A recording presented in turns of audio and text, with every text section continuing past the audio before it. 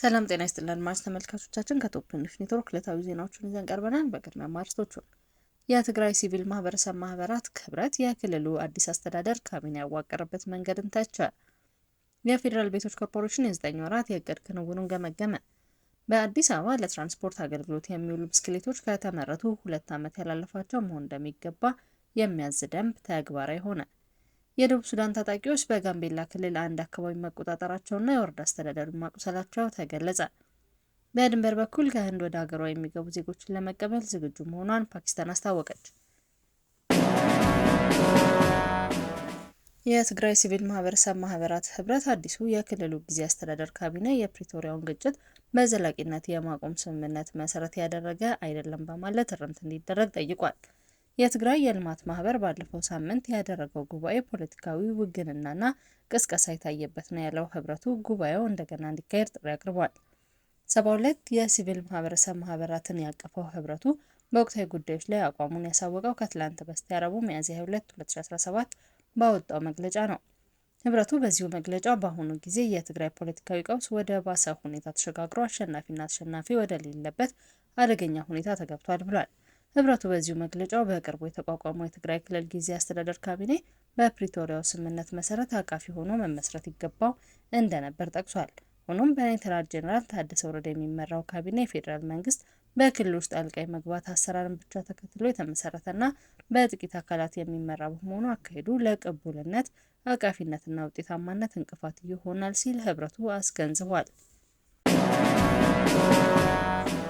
የፌዴራል ቤቶች ኮርፖሬሽን የ9 ወራት የእቅድ ክንውኑን ገመገመ።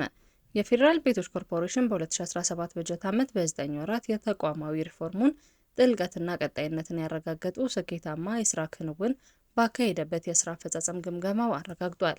የኮርፖሬሽኑ የ9 ወራት ግምገማ በኮርፖሬሽኑ ዋና ስራ አስፈጻሚ ክቡር አቶ ረሻድ ከማል እየተመራ በ9 ወራት ውስጥ በገቢ እድገት፣ በቤት ልማት ፕሮጀክት አፈጻጸም፣ በግንባታ ቴክኖሎጂ ማስፋትና ማለማመድ፣ በቤት አስተዳደርና ተቋማዊ ሪፎርሙን ለማስቀጠል እየተሰሩ ያሉ ስትራቴጂካዊ ስራዎች ላይ ትኩረት ያደረገ ግምገማ አካሂዷል። በ9 ወራት ኮርፖሬሽኑ በ6 ቢሊዮን ብር በላይ ገቢ ማግኘቱንም ተገልጿል። የተገኘው ገቢ ኮርፖሬሽኑ በ2010 ዓ.ም ሪፎርም ሲጀምር ካገኘው ብር 231 ሚሊዮን ተመሳሳይ ወቅት ጋር ሲነጻጸር የ27 እጥፍ የገቢ ብልጫ አለው። በተቋሙ ታሪክም ለመጀመሪያ ጊዜ ለ2 ተከታታይ ዓመታት ንጹህ የኦዲት ውጤት መገኘቱን በግምገማው በጠንካራ ጎን ተነስቷል። ይህም ከ7 ዓመት በፊት ውስብስብ ችግር ውስጥ ለነበረው የተቋሙ የፋይናንስ ስርዓት ላይ የተካሄደውን ሪፎርም የሚፈለገውን ውጤት እንዳስመዘገበ ተገልጿል። ኮርፖሬሽኑ በአሁኑ ሰዓት የአይኤፍአርኤስ ስታንዳርድ መሰረትን ያደረገ የፋይናንስ ስርዓት መዘርጋት መቻሉን በግምገማው ተመላክቷል። ከአልሙኒየም ፍሬምወርክ የግንባታ ቴክኖሎጂ በተጨማሪ የፕሪካስት የግንባታ ቴክኖሎጂ እና የስሪዲ ኮንስትራክሽን ፕሪንት ቴክኖሎጂ ወደ ኢትዮጵያ የኮንስትራክሽን ኢንዱስትሪ በስፋት እንዲቀላቀሉ እያከናወነ ያሉት ስራዎችም ስኬታማ መሆናቸው ጠቁሟል። የኮንስትራክሽን ዘርፉ የዘመናዊ የግንባታ ቴክኖሎጂ ክፍተትን ለመሙላት እየተደረገ ባለው ጥረት በጎ ውጤት እየተመዘገበ መሆኑን ተጠቁሟል። የአመራሩና የሰራተኛው የተግባርና የአመለካከት አንድነት ጠናክሮ መቀጠሉን፣ ተቋማዊ የመፈጸም አቅም በከፍተኛ ሁኔታ እያደገ በመሆኑ የተቋሙ ገጽታ መቀየሩ፣ አመኔታና ተስፋ መጨመሩና የገቢ አማራጮችን ለማስፋት የተከወኑ ስራዎች ውጤታማ መሆናቸውም ተገምግሟል።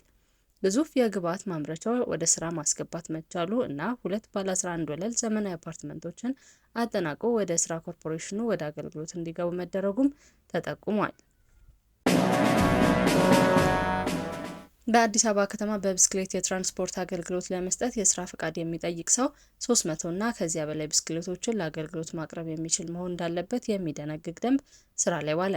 ለአገልግሎት የሚቀርብ ብስክሌት ደረጃውን የጠበቀ ጂፒኤስ የተገጠመለትና የተመረተበት ዘመን ከ2 ዓመት ያልበለጠ መሆን እንደሚገባውም አዲሱ ደንብ ይደነግጋል። የብስክሌት መጋራት አገልግሎትና የብስክሌት መስመር አጠቃቀም የተሰኘ መጠሪያ ያለው ይህ ደንብ አዲስ አበባ ከተማ አስተዳደር ካቢኔ የጸደቀው ባለፈው ጥር ወር መጨረሻ ነበር። ደንቡን ማዘጋጀት ያስፈለገበት ምክንያት አንዱ በአዲስ አበባ ከተማ የተሽከርካሪ ቁጥር በከፍተኛ ሁኔታ በመጨመሩ ምክንያት የሚፈጠረውን የትራፊክ እንቅስቃሴ መጨናነቅን ለማቃለል እንደሆነ ተገልጿል። ከቦታ ቦታ የሚደረግ እንቅስቃሴን ለማቀላጠፍ፣ የከባቢ አየር ብክለትን ለመቀነስ እንዲሁም የከተማይቱ ነዋሪዎች ብስክሌትን በማሽከርከር የአካል ብቃታቸውን በማዳበር ጤናማ ዜጋ እንዲሆኑ ለማስቻል የሞተር አልባ ትራንስፖርትን ማስፋት አስፈላጊ መሆኑን ተጠቁሟል። ለዚህም ደህንነቱ የተጠበቀ፣ ወጪ ቆጣቢ፣ ተደራሽ፣ ፍትሐዊ፣ ዘላቂነት ያለውና የማህበረሰቡን ፍላጎት ለማሟላት የሚያስችል የብስክሌት ትራንስፖርት አገልግሎት የአሰራር ስርዓት መዘርጋት በማስፈለጉ የአዲስ አበባ ከተማ አስተዳደር ካቢኔ ደንቡን ማውጣቱ ተመላክቷል። ደንቡ የብስክሌት የትራንስፖርት አገልግሎት ለሁለት ይከፍላቸዋል። የመጀመሪያው የትራንስፖርት አገልግሎት ብስክሌቱን የሚያሽከረክረው ሰው በራሱ ከቦታ ቦታ የሚያንቀሳቅሰው ነው። ሁለተኛው የአገልግሎት አይነት ብስክሌት ባለው የእቃ መጫኛ ማስቀመጫ ቦታ በመጠቀም እቃዎችና መልእክቶችን ማመላለስን የሚመለከት እንደሆነ በደንቡ ላይ ሰፍሯል። የደቡብ ሱዳን ታጣቂዎች በጋምቤላ ክልል ላሬ ወረዳ ውስጥ የሚገኝ ቢልኩን የተባለ አካባቢ መቆጣጠራቸውና የላሬ ወረዳ ዋና አስተዳዳሪ ማቁሰላቸው ምንጮች ተናገሩ። ታጣቂዎቹ ተቆጣጥረውታል የተባለው አካባቢ ነዋሪዎች ወደ ሌላ ከተማ እየሸሹም እንደሆነ ተገልጿል። ኢትዮጵያ ጎረቤት ሀገር ደቡብ ሱዳን ከምትጎራበታቸው ክልሎች አንዱ በሆነው ጋምቤላ ታጣቂዎች ጥቃት መፈጸም ከጀመሩ ከትላንት በስቲያ ከረቡዕ ሚያዝያ 22 2017 ዓ.ም ጀምሮ እንደሆነ አንድ የላሬ ወረዳ ኃላፊ ተናግረዋል። እንደ ኃላፊው ገለጻ የኢትዮጵያን ድንበር አቋርጠው የገቡት ከደቡብ ሱዳን መንግስት ጋር ግጭት ውስጥ ያሉት የሱዳን ህዝቦች ነጻነት እንቅስቃሴ ተቃዋሚ ወይም ሱዳን ፒፕልስ ሊበሬሽን ሙቭመንት ኢን ኦፖዚሽን ታጣቂዎች ናቸው። ታጣቂዎቹ የገቡት የኑዌር ብሔረሰብ ዞን ላሬ ወረዳ ስር በምትገኘው የድንበር አካባቢዋ ፓጋግ ቀበሌ እንደሆነ ምንጩ ገልጿል። ከሀገሪቱ መንግስት ጋር ግጭት ውስጥ ያሉት ታጣቂዎች ድንበሩን አቋርጠው የገቡት ተኩስ ሲከፈትባቸው ሸሽተው እንደሆነም ተናግሯል። የራሳቸውን ድንበር ዘለው ወደኛ ድንበር የገቡት እስከ ትላንትና ወይም እስከ ሐሙስ ድረስ የተገኘው መረጃ በእኛ ድንበር ውስጥ ነው ያሉት የኢትዮጵያ ባንዲራ ጭምር ነው የወሰዱት ብለዋል። ታጣቂዎቹ እስከ ትላንትና ድረስ እየገቡ እንደሆነ መረጃ እንዳላቸውም አክለዋል። ኃላፊው ታጣቂዎቹ ድንበሩን አቋርጠው ከገቡ በኋላ በነዋሪዎች ላይ ተኩስ መክፈታቸውና ቤቶች ማቃጠላቸውን ተናግረዋል።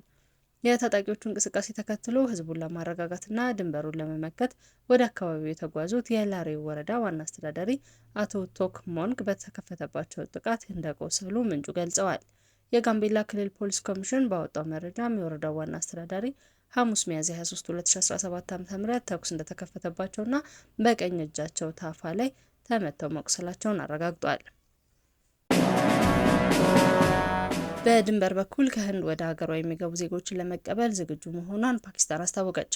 ባለፈው ሳምንት በካሽሚር ግዛት በተከሰተው ግጭት ለሁለቱ ሀገራት ድንበራቸው መዝጋታቸውን ተከትሎ ብዙ ፓኪስታናውያን በህንድ ድንበር በኩል ታስረው ይገኛሉ። ፓኪስታንም በድንበር በኩል ወደ ሀገሯ የሚገቡ ዜጎችን ለመቀበል ዝግጁ መሆኗን አስታውቃለች።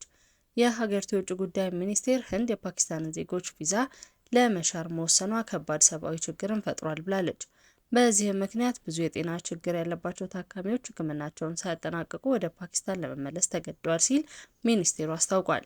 ህንድ በምታደርገው የካሽሚር ግዛት 26 ሰዎች መገደላቸውን ተከትሎ ኒውክሌር የታጠቁ ጎረቤታሞች ድንበራቸውን በመዝጋት ብዙ ቁጥር ያላቸው ፓኪስታናውያን በህንድ ድንበር በኩል ታስረው ይገኛሉ። የህንድ መንግስት ፈቃደኛ ሆኖ የሚለቃቸው ከሆነ ፓኪስታን ዜጎቿን ለመቀበል ዝግጁ መሆኗን አስታውቃለች። የኒውክሌር ባለቤት የሆኑት ጎረቤታሞቹ ሀገራት በድንበር በኩል ባልታወቁ የታጠቁ ኃይሎች ጥቃት መፈጸሙን ተከትሎ የአጸፋ እርምጃ ወስደዋል። ሁለቱ ሀገራት ድንበሮቻቸውና የአየር ክልላቸውን ሲዘጉ ዲፕሎማቶችም ከየሀገራቸው አባረዋል ሲል አናዶል አስነብቧል። አድማጭ ተመልካቾቻችን ከቶፕ ኒውስ ኔትወርክ ለዕለቱ ያዝናቸው ዜናዎች እነዚህ ነበሩ። መልካም ቆይታ።